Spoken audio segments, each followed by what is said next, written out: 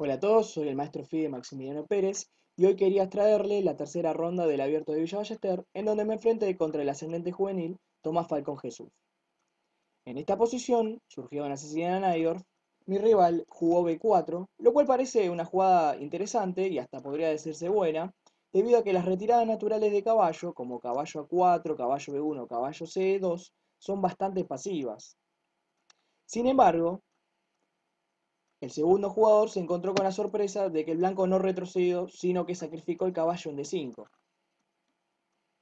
En un principio, parece no estar fundado esto, ya que cuando comenzamos a calcular, notamos que no hay mate en pocas jugadas, ni siquiera encontramos variantes concretas en donde el blanco gane material. Entonces nos podemos preguntar por qué es bueno semejante sacrificio. Bien, estos sacrificios son denominados de largo alcance. Es decir, que en variantes concretas de pocas jugadas no vamos a encontrar un mate o una ventaja decisiva, sino que son ventajas posicionales a largo plazo. Por ejemplo, primero hay que descartar las jugadas caballo por D5, que luego de E por, alfil por E7, rey por, nos deja con clara ventaja, ya que luego de, por ejemplo, rey D8, jaque, F6, dama por G7, el blanco está entrando en la posición del negro con efectos decisivos, ¿no? Alfil E4, se nota la actividad de las torres en el centro. La otra que hay que descartar es qué pasa con alfil por D5. Es por D5, caballo por, y nuevamente la actividad de las torres en el centro bien ubicadas y la falla del rey sin enrocar se hacen presentes. Luego, por ejemplo, torre C8, alfil por E6, el blanco está ganado nuevamente. Pero bueno, la variante más interesante es ver qué pasa cuando el negro acepta el sacrificio. Y aquí es cuando vienen todas las compensaciones posicionales para el blanco. En un principio podemos notar que el rey negro empieza a sufrir la falta del enroque y ya no puede realizarlo debido a la pérdida del alfil de D7. Comienzan a aparecer amenazas como caballo F5, enganchando el alfil. El peón de G7 está debilitado. Y luego de la toma de por D5 notamos que las piezas blancas comienzan a ejercer una actividad terrible. Las torres en el centro empiezan a amenazar, por ejemplo, sobre la columna E y la columna D. La dama de G3, luego de que el alfil se mueva a algún lugar, amenazará el peón de G7, que ya es difícil de defender. Y el alfil de casillas blancas, luego de la siguiente jugada, no tendrá un rival con quien enfrentarse. Es decir, luego de rey de 8 única, por ejemplo, si alfil por D5, caballo F5, alfil E6, caballo por G7, jaque, rey de 8, viene torre por E6 ganando. Recupero la pieza gracias a que si F por E6, caballo por E6, jaque, y gano la dama por el doble. No se puede comer la torre, luego retrocedo y recuperé la pieza con ventajas posicionales y de peones. Entonces, alfil por D5 no sirve. Por eso que rey de 8 es único. Luego de caballo C6 jaque, una buena jugada, alfil por D por E6, notamos que el blanco sacrifica otro peón para abrir aún más la posición del debilitado rey y así activar las torres en D1 y E1. Las piezas negras, como notamos, están bastante pasivas y difíciles de mover, ya que por ejemplo el caballo de F6 está clavado, el alfil de 7 no tiene movimiento, el caballo de D7 está también en una mala posición y la dama de C7 está también bastante restringida.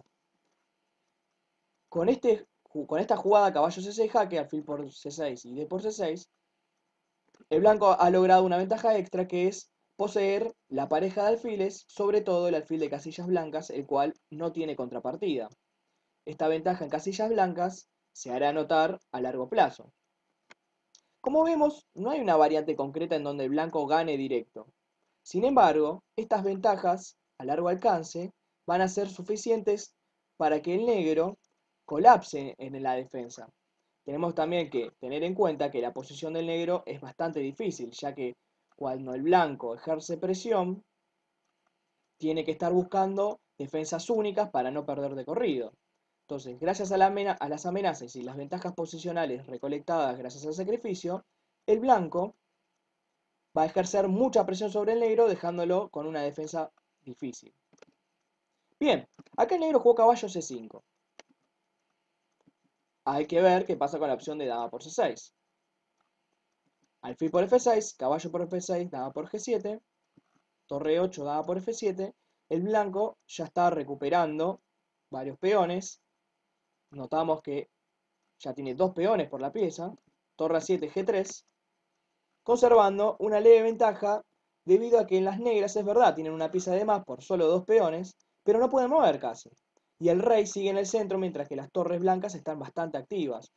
Y aparte, lo que habíamos comentado sobre los alfiles de distinto color, es favorable porque cuando hay alfiles de distinto color, hay ataque. El negro no va a poder defender las casillas de color blanco. Bien. Entonces, el segundo jugador hizo caballo C5. Y aquí el blanco metió una jugada bastante interesante. Debo admitir que teóricamente no la conocía la partida que modelo, que fue alfil H4. Mi idea era presionar sobre la debilidad de G7, la cual es bastante difícil de defender. Se nota aquí la ausencia de conexión entre las torres. Por ejemplo, la clavada del alfil del caballo, perdón, en E7. O sea, del caballo de F6 por la clavada en E7. El negro jugó alfil F8. Bien. Habría que ver, por ejemplo, qué pasa a caballo por D3 jaque. Ya que este alfil es tan importante, es interesante saber qué pasa si lo cambiamos. El problema para el negro es que podemos jugar torre por D3 y alfil F8, alfil por, G por, dama H4, alfil E7 y luego de torre D3. Ese tiempo de la captura caballo por D3, torre por D3 le sirvió para doblarse sobre la columna. Con una ventaja muy grande.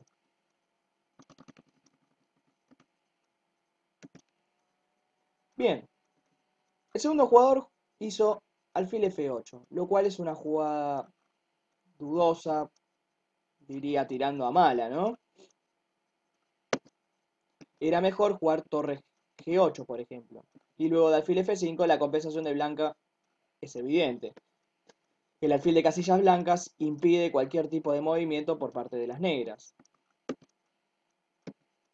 Pero bueno, alfil F8 tiene el defecto que deja clavado al caballo de F6. Entonces, con una simple jugada como alfil C4, el blanco toma decididamente la iniciativa de la partida, creando amenazas bastante complejas de defender. Por ejemplo, dama por C6 ahora no es posible debido a que tengo alfil de 5 comiendo la torre de A8. Aquí se nota la clavada de caballo de F6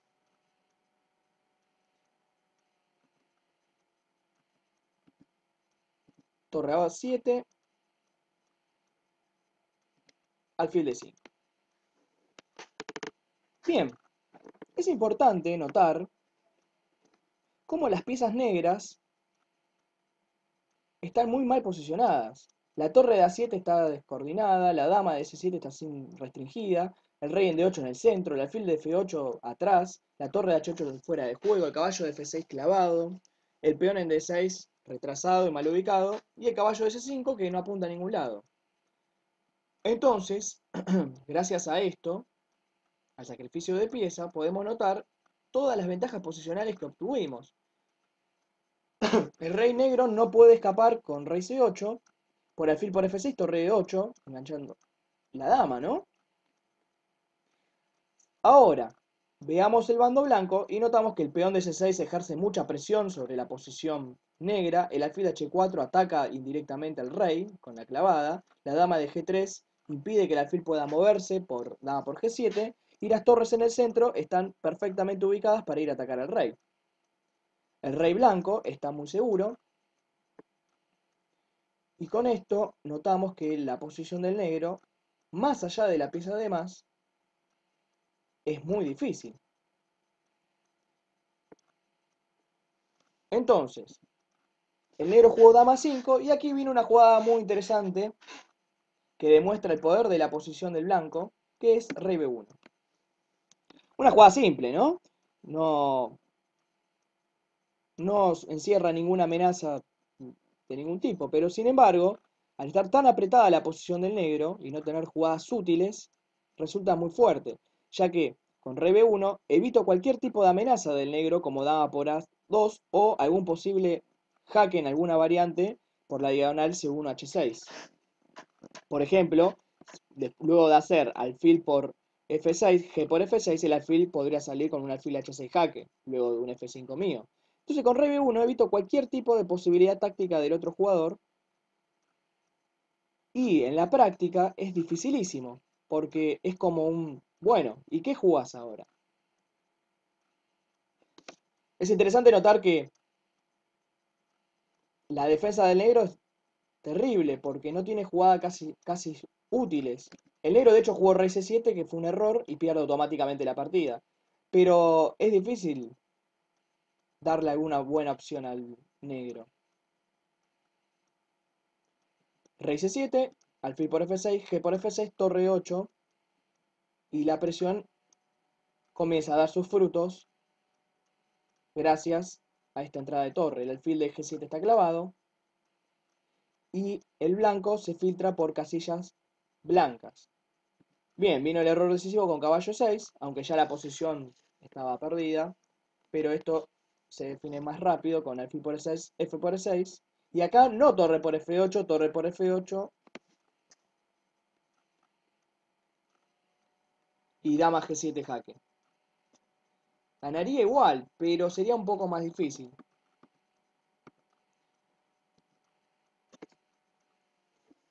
Si miramos la posición nos damos cuenta de que la torre de a7 está muy mal situada, entonces enseguida notamos que dama e3 es una jugada fuertísima, ya que no se puede defender la torre. La única opción es dama c5 y luego de dama por torre jaque, el negro abandonó, ya que si rey por c6, torre por a7, ganando la torre, es con calidad de más. Y si por ejemplo rey b6, torre por a7, y si rey por a7, c7 coronando. Bien, es interesante notar entonces en esta partida que las piezas valen por lo que hacen sobre el tablero, no simplemente por estar. En esta partida queda bastante claro ya que, a pesar de la pieza de más, el negro no pudo hacer nada frente a la gran actividad por parte del blanco. La pieza siempre estuvo fuera de juego. Bueno, espero que les haya gustado la partida y nos vemos en la próxima.